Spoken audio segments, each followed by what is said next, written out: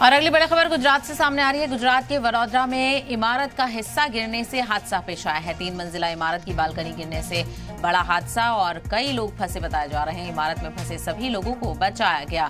Fire emergency service ने पूरी इमारत को खाली करा लिया है। तो पूरी इमारत को खाली करा लिया गया है और तस्वीरें आप देख सकते हैं कि किस तरह से 3 मंजिला इमारत की बालकनी गिरने से कई लोगों के फंसने का अंदेशा जताया जा रहा है। एक बालकनी ऊपर से गिरती है, फिर उसी की जद में आकर नीचे दूसरी बालकनी भी गिर जाती है। तो गुजरात के वडोदरा में ये इमारत गिरने से बड़ा हादसा हुआ है।